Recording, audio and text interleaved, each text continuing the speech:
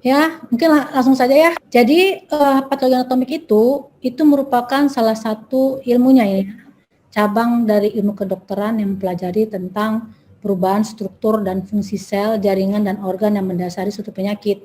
Jadi melihat perubahan morfologi dari tingkat selular, uh, jaringan sel, jaringan dan yang membentuk jaringan sampai ke organ ya.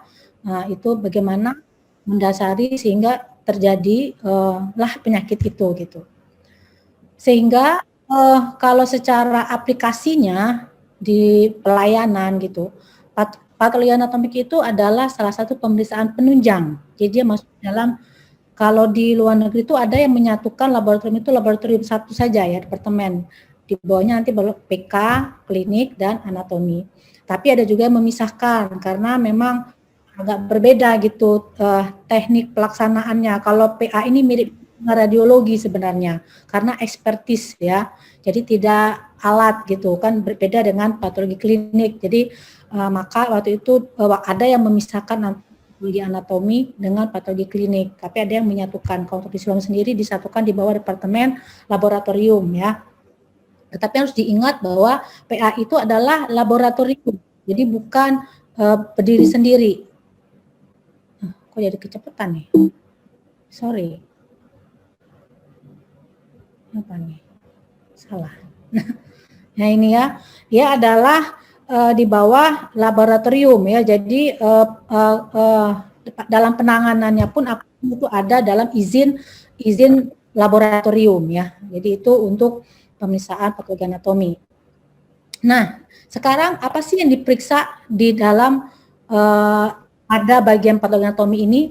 Apa yang diperiksa, apa sampelnya? Kadang-kadang kan itu jangankan yang awam, dokter umum aja atau nakes yang lain sudah tidak ngerti, nggak bisa bedain apa sih kapan itu dibilang diperiksa di awal ada patologi klinik kayak gitu kan. Yang diperiksa itu kalau pada PA itu pertama bisa dari sampel cairan. Nah, cairan itu ada beberapa macam. Ada cairan yang berasal dari swab, jadi mengambil langsung, diswabkan seperti pap smear, sputum gitu ya, scraping gitu. Atau yang ditampung, kayak darah, urin itu ditampung. Atau yang ditarik dengan alat tertentu, misalnya pada FNAB, mungkin FNAB itu adalah aspirasi dan nanti akan kita terangkan ya. Lebih ini hanya untuk ininya aja dulu. Jadi yang rokan ke scrap lidah itu juga itu di-exfoliated ya, memang dihapuskan gitu. Itu untuk cairan. Atau dari biopsi jaringan. Jadi di jaringan itu ada dua. Jaringan itu apakah jaringan yang memang biopsi, mengambil sampel untuk mewakili suatu massa, nodul atau tumor. Jadi dia untuk sampling ya, itu namanya biopsi.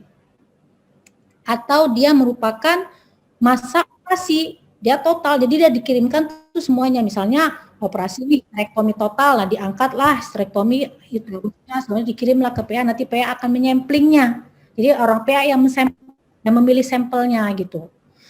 Atau misalnya operasi kayak operasi pada payudara, pertama kan biopsi itu diambil sedikit, oh ternyata ganas, nanti dioperasi diangkat semua kan, mastektomi, nah nanti hasil operasi itu, nah itu namanya jaring operasi gitu, diangkat. Kalau hasil angkat itu kita akan menilai kembali mulai dari puting, mulai dari sampai dasar, sampai tidak KGB, sampai ke ada tidaknya tumor pada batas sayatan, operasi gitu ya, itu pada masa operasi. Nah itu jadi nanti orang PA yang akan menyemplingnya itu jadi ya bisa diperiksa. Nah jadi pada sejarah general maka pertama adalah pada PA itu kan sampel collection itu tentu saja oleh klinisi ya. Ini misalnya cairan nih, kemudian disimpan ya, kemudian nanti dipreparasikan. Ini contohnya sitologi ya. Kemudian dianalisis. Itu adalah langkah-langkah pada pemeriksaan PA. Jadi kalau dilihat ini saya ambil dari ini ya, dari Springer nih, dari jurnal ini saya ambil. Nah, ini mulai dari pelaksanaan ini operasi berarti ya, atau bisa juga nih biopsi. Ini dimasukkan ke dalam tempatnya, dikirimkan, kita akan nilai gross handling, jadi kita akan melihat makrosnya, mengukur segala macam, diproseslah, sehingga nanti dia akan dengan tahap-tahap tertentu yang akhirnya akan sampai di meja seorang patolog untuk menilai apakah ini suatu neoplastik, tumor atau tidak, kalau tidak infeksi kronis atau apa ya, spesifik atau tidak spesifik. Kalau misalnya adenoplastik dia tuh jinak atau ganas, kalau ganas jenisnya apa, grade-nya berapa ya gitu ya. Nah, itulah pemeriksaan PA. Nah, teknik yang digunakan itu kan jenis sampelnya ya, cairan atau sampel jaringan. Nah, tekniknya namanya ada yang pemeriksaan dengan sitologi. Sitologi itu berarti sampelnya adalah cairan gitu. Baik itu cairan yang diskrep, cairan yang ditarik, vena B, cairan yang diswabkan, pap smear, itu sitologi. Ya, nanti kita akan bahas tentang sitologi. Atau memeriksa secara arsitek, jadi arsitektur jaringannya udah bentuk jaringan, itu histopatologi, yaitu pada biopsi, sampling, pada jaringan operasi. Kalau video kita nggak nampak ya, nampak di orang video kita. Kemudian dengan pemeriksaan imunohistokimia itu kalau misalnya nih secara histopatologi nggak secara HE gitu, pewarnaan biasa tidak bisa ditentukan, masih bisa menentukan status tumor atau memerlukan tingkatan lanjut untuk menentukan langkah selanjutnya untuk terapi. Nah, itu memerlukan pemeriksaan khusus dari menggunakan enzim histokimia, sitokimia, imunohistokimia, imunositokimia, itu adalah pemeriksaan khusus yang memerlukan skill dan alat dan reagen yang lebih khusus lagi ya, dan dengan teknik yang berbeda lagi. Nah, itu tingkatan-tingkatan di dalam teknik-teknik pemeriksaan pada patologi anatomi. Nah, ini yang penting untuk kita semua teman sejawat yang merupakan nanti akan orang yang akan pertama yang penting dalam bagaimana dari hasil akhir dari suatu preparasi sampel ya, sampai ke data dalam slide gitu. Yang pertama adalah tahap pra-analisis. Saya ketekan-tekan ini ya. Tahap awal itu sangat penting, namanya tahap pra-analisis, di mana persiapan ya, tahap proses pemeriksaan sampel, persiapan cairan atau jaringan yang akan dilakukan pemeriksaan ke lab PA. Penting karena kalau pada tahap pra-analisis ini enggak benar, maka belakangnya juga enggak benar. Yang pertama, apa aja sih? 1, pengisian formulir yang baik. Ini contoh formulir yang siloam ya. Jadi, isilah formulir dengan baik. Jadi, sewaktu misalnya akan melakukan berniat gitu untuk pemeriksaan lab PA, apapun itu, mau pasmir, siapkan dulu formulirnya, isi formulirnya, gimana mau diperiksa, itu diisi. Kalau misalnya biopsi, nanti kan mungkin kalau orang operasi ya, mungkin asistennya ya yang nulis, asisten tidak ngerti. Yang diisikan dulu lah data klinisnya, umur, segala macam, lokasinya di mana. Mungkin nanti akan dilanjutkan kembali untuk pengisian, mungkin ditemukan apa di saat operasi gitu ya. Cuman formulirnya tolong diisi dengan benar. Lokasinya di mana. Kalau data klinis itu sudah wajib lah ya. Itu udah mulai dari umur, lokasinya di mana, kalau mame, kiri, kanan, yang diambil apa, teknik operasi bagaimana, misalnya kalau operasinya itu apakah dia total, apakah supravaginal, atau itu harus penting bagi kami, karena nanti kami tahu, oh kalau operasinya itu tekniknya ini, berarti misalnya salpingofraktomi dextra, berarti nggak akan ada 2 adnexa, tidak akan ada 2 tuba, 2 ovarium, karena cuma 1 kan di operasi. Jadi teknik operasi itu akan di dalam gross, di dalam menilai jaringan itu kita akan menyesuaikan dengan keterangan ya. Kalau enggak nanti bingung, nanti yang diambil apa, yang operasinya apa ya kan gitu. Jadi harus jelas diisi. Kemudian diagnosis lokasi ya. Kemudian diagnosis perkiraan klinisinya apa nih? Ginakah, ganaskah? Kalau infeksi mengarah kemana? Karena itu akan penting dalam penilaian. Kalau misalnya seorang patolog misalnya nih berbeda nih, yang di dalam tulisan katanya keganasan payudara, loh kok saya nggak ketemu nih? Berarti kalau saya nggak ketemu bisa 2, apakah itu benar nggak ketemu, nggak kepotong, nggak keambil, nggak diambil untuk biopsi, itu kan perlu kita dalamin kan. Jadi sebelum menjawab itu harus benar-benar dilihat dulu gitu. Kalau perlu nanti telepon tuh ke bagian klinisi, ini saya begini, Anda begini tuh gimana kira-kira di mana letaknya nih misinya, kayak gitu ya kan, ataukah yang mana nih yang ini kan, bukan maksudnya menyesuaikan, tapi kan harus mencek and cross check kayak gitu ya. Kemudian itu istilah formulir baik. Kalau perlu ada USG, tulis USG-nya itu apa gitu loh, ke arah kemana, radiologinya apa, ngarah kemana. Jadi kalau lengkap, seorang patolog itu sangat-sangat terbantu dalam penegakan diagnosis itu gitu. Jadi patolog itu bukan cenayang, bukannya ramalan gitu kan. Jadi dia harus menyimpulkan di berbagai macam data supaya nanti diagnosis itu benar. Ukuran tumor yang sebenarnya, kalau misalnya dia biopsi nih, di biopsi misalnya 2 cm, massa tumor sebenarnya 13 cm. Nah, itu kita tahu, oh ini sebenarnya besar massa tumornya, bukan 2 cm. Itu sangat berpengaruh. Nah, itu jadi istilah formulir dengan data yang baik. Kemudian, fiksasi cairan yang dikirim dengan cairan yang benar dan volume yang benar. Misalnya nih ya, mau periksa apa ya, misalnya di tumor, misalnya ngambil nih lipom di kulit, di tangan, ya, umum nih di puskesmas, kecil, cuman misalnya 2 cm, tapi dalamnya dalam seember besar. Kayak itu kan untuk apa kan, buang-buang. Atau kebalik, operasinya gede banget, segede gaban, tapi disimpan di dalam tempat yang kecil, diempet-empetan, akhirnya formalinnya cuma setengah, akhirnya yang atasnya busuk, yang dalam formalinnya yang benar, jadi nggak benar. Jadi fiksasi itu, kalau fiksasinya nggak benar, maka seluruhnya nanti akan susah. Kedua, yang paling penting adalah cairan. Jadi cairannya, formalinnya, ada yang cuman diinikan dengan NaCl. Orang udah operasi nih, udah capek-capek dioperasi, terus fiksasi ini tolong periksa ke PA. Dikirimlah, ini ya direndam aja di dalam ini NaCl, nanti kan cepet-cepet dikirim. Ternyata kan enggak. Akhirnya jaringannya kan busuk. Lisis lah setelah 2-3 hari nyampe di lab gitu. Akhirnya apa? Ya nggak bisa didiagnosis. Ini nggak tahu jinak, nggak tahu ganas, nggak tahu apa. Ya karena udah lisis. Kalau di situ gimana? Coba salah siapa? Kan? Karena sejak awal sudah nggak dibuat dengan baik gitu. Karena standarnya untuk jaringan adalah formalin 10% buffer, sebenarnya adalah buffer.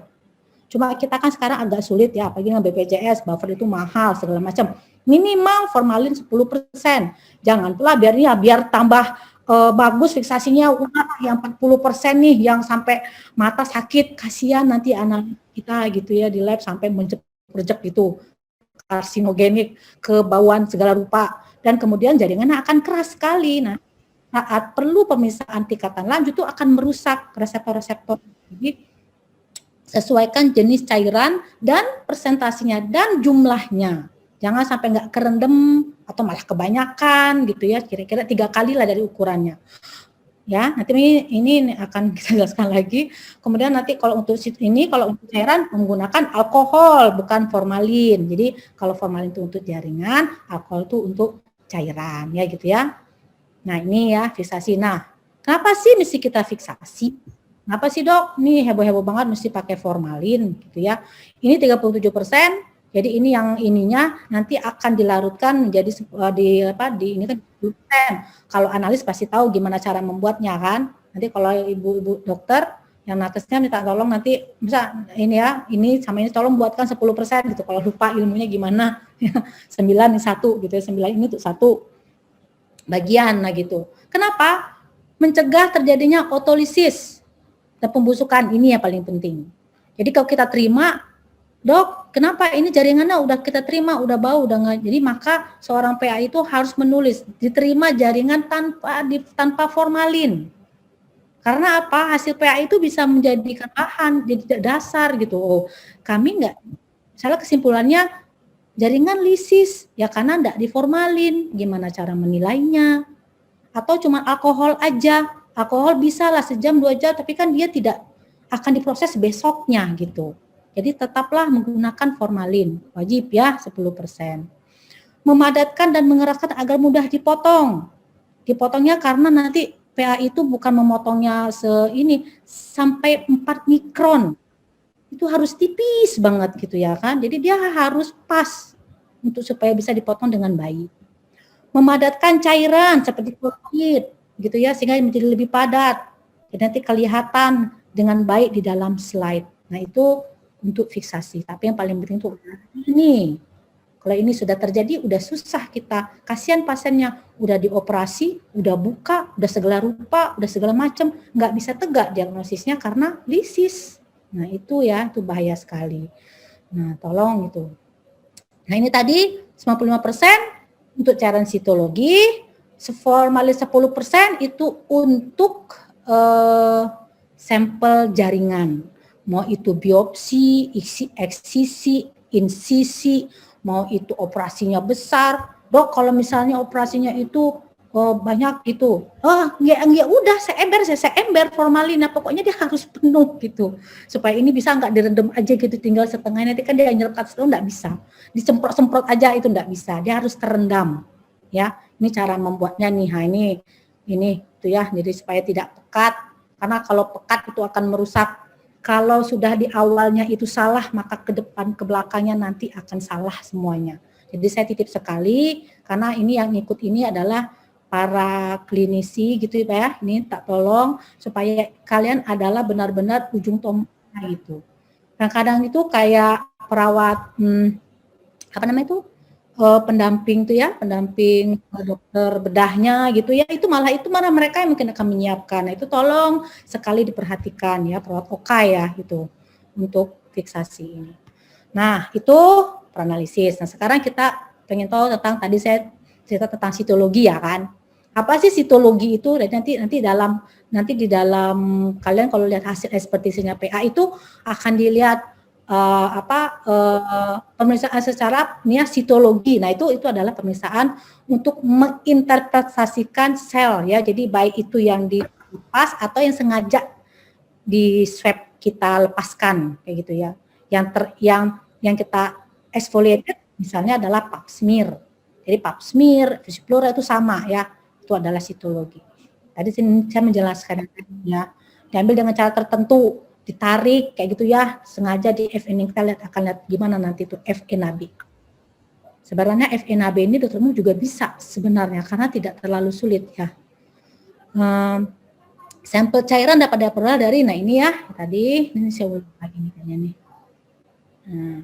Nah, sampel cairan apusan langsung. Nah, jadi misalnya dari sputum gitu ya, tuh, atau dari pap smear gitu, itu difiksasi dalam alkohol. Ingat, alkohol bukan formalin ya, selama 1 jam. Yang kemudian dapat dikirimkan dalam keadaan kering. Jadi kalau sudah dalam alkohol udah 1 jam boleh dikeringkan. Jadi nanti kalau misalnya dokter atau perawat analis yang kerjanya misalnya di Serolangun, di mana yang nggak ada selalu ada PA-nya ya, misalnya di Kerinci gitu ya kan, jauh yang harus dikirimkan, misalnya ke Padang atau kemana gitu, Jambi gitu ya. Nah itu mau dikirimkan boleh dalam keadaan kering, jadi nggak harus dengan ER-nya, asal benar cukup waktunya gitu ya.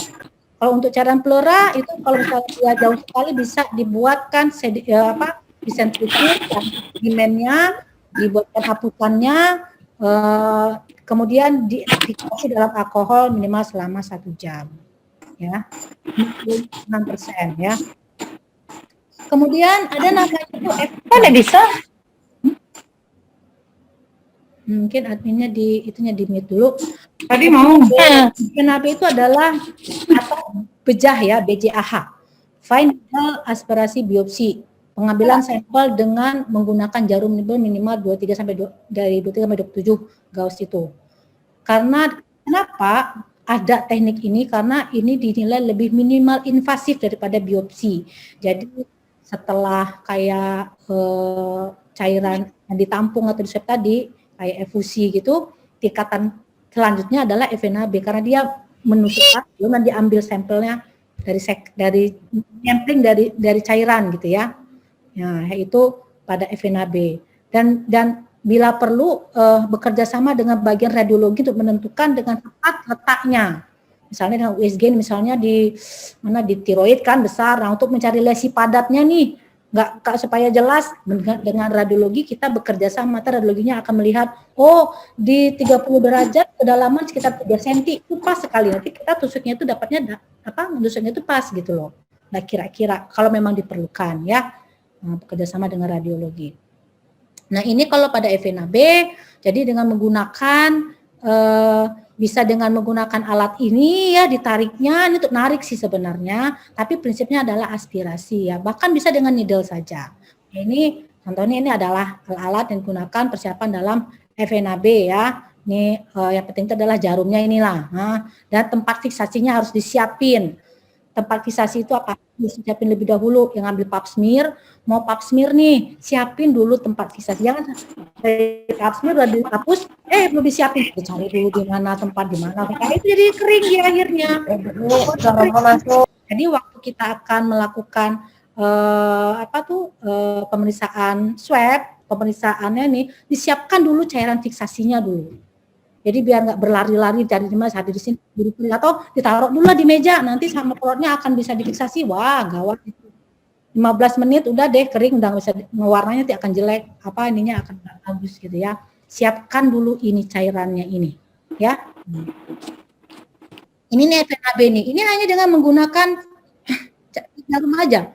Jadi modalnya cuma jarum aja sih sebenarnya kalau karena dengan efek kapiler dia akan tertarik sendiri. Seharusnya seperti itu.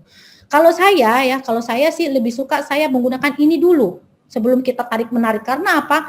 Kalau tarikan terlalu kuat malah perdarahan, darahnya banyak, cairannya terlalu banyak malah mengganggu gitu, mengganggu dalam pembacaan. Cuman kalau misalnya seperti ini yang ketarik itu biasanya lebih bagus ya, jumlah kolektif selnya itu lebih bagus dengan seperti ini, karena tidak terlalu manipulatif gitu. Jadi sebenarnya kalau besar gini ya susah juga. Nah ini ya ambil, kemudian ditaruh hasil itu nanti di jarum itu didorong pakai spet, kemudian di spet ini ya didorong ke slide yang sudah kita kasih nama tentunya, kemudian kita hapuskan dan langsung difiksasi ya, langsung difiksasi. Ini kalau menggunakan papanikulo ya. Kalau kita papanikulo, kalau dengan menggunakan diflik itu bisa pakai yang kering. Kalau saya biasa menggunakan dengan papanikulo. Jadi difiksasi ya, difiksasi langsung ke sini, kemudian dikeringkan, jangan lupa dikasih label. Jadi sebelum Anda kayak membuat pap smear gitu ya, untuk supaya diolesin di slide-nya, jangan lupa slide-nya itu dikasih dulu tanda biar nggak ketuker. Nanti kalau ketuker ya susah lagi ya, yang jadinya infeksi ada enggak jadi ada ketuker ya. Jadi dikasih dulu ininya. Nanti kalau udah masuk sini udah susah lagi kita mau ngasih labelnya. Jadi siapkan dulu alatnya, siapkan dulu slide-nya, siapkan formulirnya, siapkan dulu fiksasinya, baru dikerjakan. Ya, begitu di dalam. Dah, itu histologi ya, dari kinesis segala macam. Sekarang histopatologi. Nah, histopatologi itu pemeriksaan pada jaringan. Ya, tadi saya ceritakan, ada hasil operasi, biopsi eksisi, insisi, kuret. Nah, kuret itu termasuk histopatologi ya, karena kan jaringan kan, kerokan jaringan ya.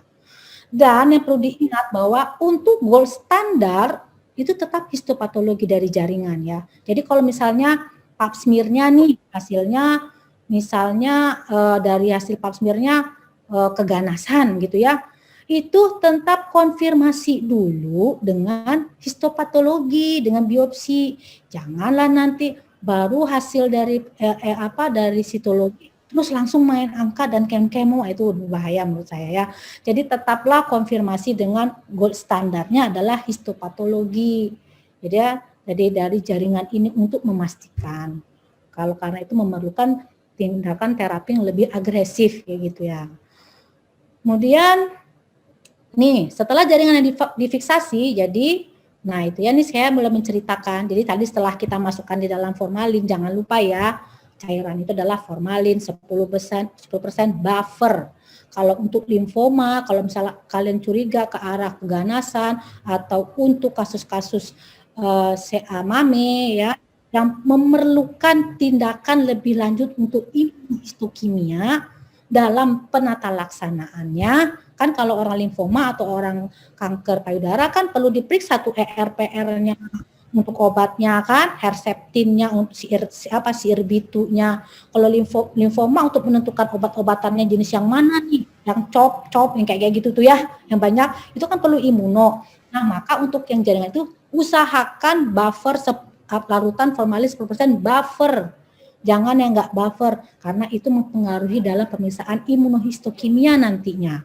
Kalau itu bolehlah pakai yang tidak buffer kayak yang kalau tidak mengarah ke arah sana gitu ya. Nah, jaringan yang diterima di laboratorium PA diidentifikasi mulai dari identifikasi sesuai dengan identitas jaringan dengan keterangan formulir. Jadi nanti kita akan melihat nih yang dikirimkan, ada formulirnya, kemudian ada jaringannya, nanti disesuaikan. Ini jaringannya namanya Nyonya Fatona, formulirnya Nyonya Dewi. Nah, kenapa bisa beda?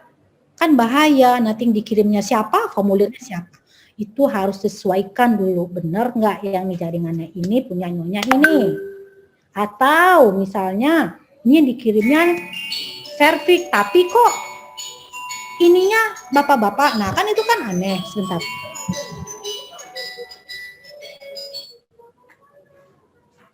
Maaf, terganggu. Nah kemudian identitas jaringan lihat keterangan pada etiket wadah. Sesuai bentuk jaringan dan keterangan asal dan lokasi jaringan. Misalnya katanya ini adalah ovarium, tapi waktu di ininya kok katanya usus, ya kan tuh nggak sama gitu ya.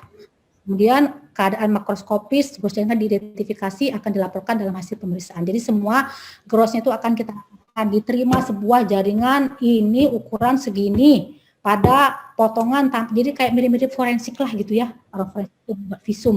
Jadi melaporkan apa yang kita terima, apa yang kita lihat gitu.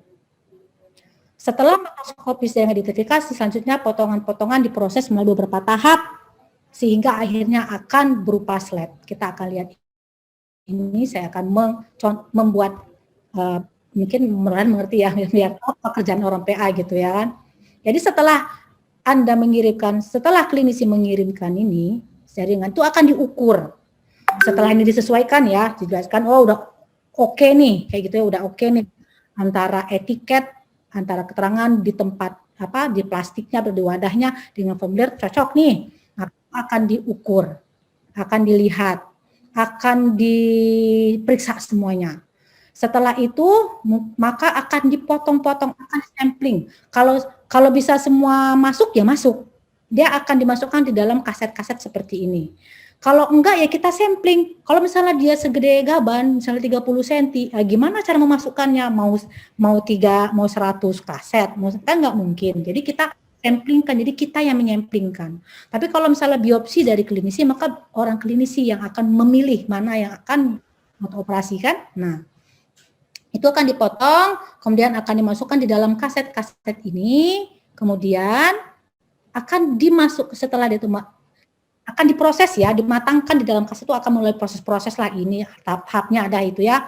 Yang setelah itu sudah matang, dia akan dibuat dalam bentuk blok parafin. Jadi akan di-wax, akan jaringan yang sudah siap itu yang sudah dipotong-potong tadi, itu setelah dari mulai proses-proses segala macamnya gitu ya kan. Nah, dia akan dibuat diinikan di embedding ditanamkan dalam parafin ya. Jadi ini akan ada namanya parafin blok. Jadi nanti kalau ada yang bilang, dok ada yang meminjam parafin blok. Nah itu ini parafin blok itu ini.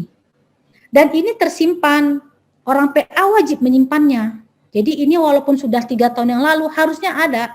Jadi kalau pasiennya nih operasi setahun yang lalu, terus sekarang perlu lagi nih kok timbul lagi segala macam, mau dinilai lagi ulang, ini bisa dipinjam. Ya, dipinjam, tapi meminjamnya juga harus dari klinis, ada surat pengantarnya untuk apa gitu ya, untuk dinilai ulang dan segala macamnya, atau pemeriksaan konfirmasi dengan keadaan yang baru gitu.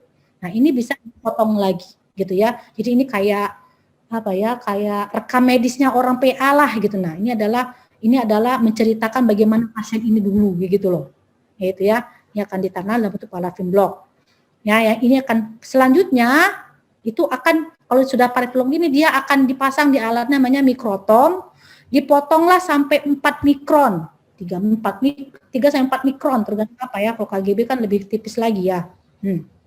Dipotong sampai 3 mikron, ditaruh di water bath biar dia melar. Nah, kemudian dia akan ditempelin gitu. Setelah ini kan sorry.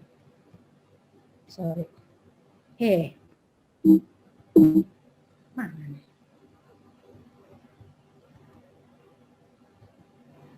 Ini tadi nih, yang ini kan ini ke waterbar, nanti dia akan ngambil gitu pakai slide, sehingga dia tadi begini, nempel di slide-nya. Baru diwarnain, pewarnaan hemaktosilin eosin, ya diwarnain lah dia, sehingga dia bisa warnanya, dia kan nggak berwarna tuh, sehingga bisa kelihatan inti selnya sama sitoplasmanya, jadi kita bisa melihat, jadi itu diwarnain, jadi badan kita tuh bukannya warna merah ungu, enggak, itu diwarnain.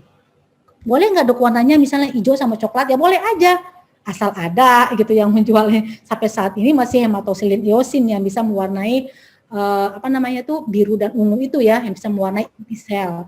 Kalau ada yang menemukan, saya nggak suka, saya mau warnanya ungu, warnanya hijau toska ya gitu ya. Kalau Anda bisa menemukan warna hijau toska ya bisa saja ya, itu kan tidak semudah itu. Nah nanti ini akan buatlah jadi slide seperti ini. Nah, kalau udah seperti ini maka siap untuk didiagnosis, siap dibaca oleh patolognya gitu untuk lihat, oh ini sampelnya ini jinak, ganas atau apa. Nah, itulah pada pemeriksaan histopatologi yang gunanya untuk menegakkan diagnosis ya penyakit sebagai gold standar pada histopatologi. Tetapi ada pada beberapa kasus yang itu sulit ditentukan. Misalnya kasus-kasus misalnya ya yang bentuknya itu udah poorly differentiated atau undifferentiated, udah nggak bisa didiferensiasikan, sulit membedakan ini limfoma atau andif ya. Ini sebenarnya andif sarkoma atau andif karsinoma. Nah, misal masih tuh PA-nya bingung, tanya sama klinisnya juga, dia juga nggak bisa. Jadi kan CPC nih antara radiologi juga, ya udah kalau gitu kita pemeriksaan imunohistokimia. Jadi pemeriksaan ini ada pemeriksaan yang khusus di mana dia merupakan memeriksa antigen antibody. Jadi reseptornya di sel kita itu mempunyai reseptor-reseptor. Jadi kalau sel epitel itu reseptornya beda. Kalau selnya itu jaringan ikat, reseptornya beda. Yang nggak bisa diwarnai sama merah dan ungu tadi, ungu dan merah jambu tadi. Dia harus dilihat secara antigen, dilihatlah antigen antibodinya. Cocok nggak nih dengan epitel? Ini cocok nggak nih dengan jaringan ikat? Apakah ini dari limfoid? Nah, maka itu kan harus menggunakan tingkatan lebih khusus, itulah pemeriksaan imunohistokimia. Atau kita mau melihat misalnya untuk mengetahui sel tumor itu udah jelas nih kanker payudara, CA-MAME. Cuman kita mau tahu ini kanker payudaranya apakah dependen estrogen, dependen hormon atau tidak, karena obatnya kan beda. Nah itu maka diperiksalah ERPR-nya, apakah dia itu estrogen reseptornya itu positif, apakah dia itu memang ini kadang dengan estrogen reseptor, dengan estrogen, dengan progesteron kayak gitu ya, atau tidak. Jadi kan menentukan terapi selanjutnya. Nah itu memerlukan pemeriksaan imunohistokimia. Atau bahkan untuk menilai misalnya grading, misalnya dia ini grade berapa nih, grade 2, grade 3, lihat mitosisnya dengan KI67. Nah itu ada beberapa yang kita tidak bisa dengan melihat warna ungu dan merah tadi. Itu harus pemeriksaan khusus sehingga lebih lanjut.